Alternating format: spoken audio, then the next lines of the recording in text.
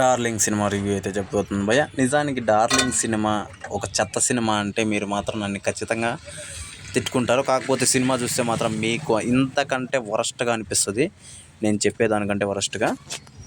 అయితే ముందుగా మన ఛానల్ చూస్తున్నట్టయితే కొత్తగా సబ్స్క్రైబ్ చేసుకోండి. అలాగే నేను చెప్పే వీడియో నచ్చితే మాత్రం అందరికీ షేర్ చేయండి భయ్య. అయితే ఈరోజు మన టాపిక్ వచ్చేసి మన డార్లింగ్ సినిమా రివ్యూ అయితే చెప్పబోతున్నాను భయ్య. నిజానికి ఎంత మాత్రం కూడా సినిమా మీద కొంచెం కూడా హోప్ అయితే లేని సినిమా అంటే ఇది అన్న ఫీలింగ్. నేను నిజంగా థియేటర్లో నుంచి బయటకు వచ్చేద్దాము అన్న టైప్లోకి అయితే వచ్చేసి ఈ సినిమా చూసేసి కాదు, మధ్యలో అయితే గేట్లు వేసేసి మమ్మల్ని బంధించేశారు. నిజంగా బయట పోకూడదు అని చెప్పేసి నాకైతే భలే చిరాకేసింది భయ సినిమా. అయితే ఈ లైన్ స్టోరీ వచ్చేసి నాకు తెలిసినంత వరకు అల్లరి నరేష్ గారు ఒక 100 సినిమాలు ఇప్పటికి, అంటే 100 సినిమాలు అని కాదు, చాలా సినిమాలు ఇదే లైన్ మీద అయితే చేశారు భయ్య.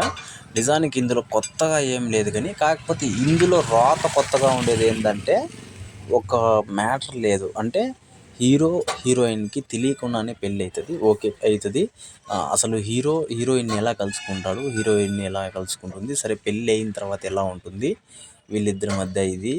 అయితే హీరోయిన్ ఒక సైకోయిజం మాదిరి చూపిస్తారు భయ, అది ఇంకా రోతగా ఉంటుంది. కాకపోతే ఆమె పర్ఫార్మెన్స్కి ఇవ్వచ్చు భయ మార్కులు, అంతేగాని ఈ పర్టికులర్ స్టోరీలో ఆమె పర్ఫార్మెన్స్ ఎగస్ట్రా అనిపించింది, కానీ వేరే లెవెల్లో ఏం లేదు. అయితే నాన్సిక్లో పోతాయి భయ్య సీన్లన్నీ, అదొకటి ఇంకా రోతగా అనిపిస్తుంది. మన ప్రియదర్శన్ అన్నది ఇంకా నభా నటేష్ వాళ్ళిద్దరిది కొంచెం నాన్సింక్లో పోతుంది. అసలు నాకు అర్థమే కాలేదు భయ్య. ఇంకా పెద్ద దరిద్రం ఏంటి అంటే ఈ సినిమాలో క్లైమాక్సే భయ్య. నిజానికి ఈ సినిమాలో క్లైమాక్స్ అసలు వాళ్ళిద్దరూ కలుసుకునేది ఒక సీన్ అయితే ఉంటుంది. అసలు అది ఎందుకు కలుసుకుంటారు, ఓకే ఇదంతా పక్కన పెడితే అసలు హీరోయిన్ గతం ఏంది, హీరో గతం ఏంది అనేది ఒకటి లైన్ అయితే మనకి క్రియేట్ చేస్తారు. కాకపోతే అది ఎందుకు క్రియేట్ చేసినారు అనేది మాత్రం ఆ పాయింట్ మాత్రం మనకు చూపిరు, అదొక రోతగా ఉంటుంది. మళ్ళీ క్లైమాక్స్లో చెప్పినట్టు అసలు వాళ్ళిద్దరూ కలుసుకోవడం అనేది ఒకటి ఉంటుంది భయ్య, అది అసలు సీనే కాదని నాకు అనిపిస్తుంది.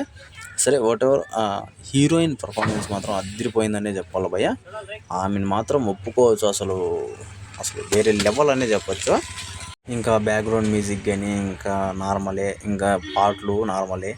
వేరే ఏదైనా ఉంది అంటే అదొక హీరోయిన్ పర్ఫార్మెన్స్ గురించి మాత్రమే చెప్పుకోవచ్చు. అది కూడా కొంచెం ఎక్స్ట్రా అనిపిస్తుంది సినిమాలో. కాకపోతే జెన్యూన్గా చూస్తే మాత్రం ఆమె పర్ఫార్మెన్స్కి మాత్రం అసలు ఎన్ని మార్కులు వేసినా తక్కువ లేదు భయ్య.